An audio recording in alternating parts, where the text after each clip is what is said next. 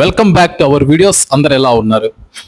ఈ రోజు అయితే నేను మీకు సరైన సూపర్ టాపిక్ చెప్తాను, వినండి. నాకు ఒకరు మెసేజ్ చేశారు.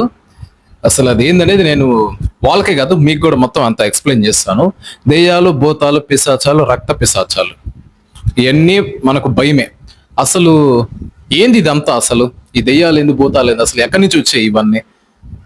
ఫాలెన్ ఏంజల్స్, పడిపోయిన దూతలు.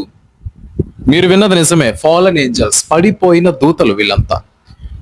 వీళ్ళు కింద పడిపోక ముందు ఒకటి వెనకాల నడిచారు. ఎవరు వాడు? లూసిఫర్, సాతానుడు అని పిలుస్తుంటాం మనం. లూసిఫర్ యాక్చువల్ గా హీస్ ఏ వర్షిప్ లీడర్. మీరు విన్నది నిజమే, వర్షిప్ లీడర్. అలాంటి ఏంజల్ నాకు తెలిసి ఎక్కడ కూడా లేడు. అంత గొప్ప క్రియేషన్ అన్నమాట లూసిఫర్.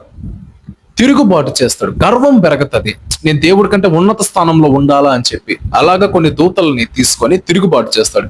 భీకరమైన యుద్ధం జరుగుతుంది పరలోకంలో, భీకరమైన యుద్ధం.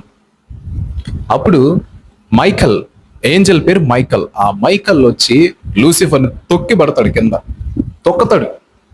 అప్పుడు ఒక మాట అంటాడు మైకల్, ఏమని? తేజో నక్షత్రమా, వేకువ చుక్క, నీవేళ పైనుంచి కింద పడితేవి అని అంటాడు. వాస్తవానికి లూసిఫర్ అనే పదానికి అర్థం ఏంటంటే వేకువ చుక్క, తేజో నక్షత్రము అని దాని అర్థం. ఇది మనము యెషయా గ్రంథం 14వ అధ్యాయంలో మనం చూసుకోవచ్చు. ఇదంతా వీడి పని ఏందనంటే, ఇప్పుడు కింద పడిపోయాడు కదా, ఇప్పుడు వీడి పని ఏందనంటే, ఎక్కడైతే దేవుణ్ణి ఆరాధిస్తామో, దేవుడి మార్గం వైపు ఎక్కడైతే పోతామో, టెంప్టేషన్స్, డిస్ట్రాక్షన్, వాడి దూతల్ని పంపించడము, భయపెట్టడము, ఇలాంటివి చేస్తూ ఉంటాడు అన్నమాట. ఓకేనా?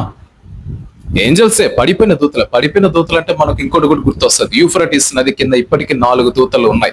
ఇప్పటికి కూడా ఆ స్వరాలు మనకు వినిపిస్తూ ఉంటాయి, గొలుసుల శబ్దాలు, అవి అరవటాలు, అవన్నీ వినిపిస్తూ ఉంటాయి.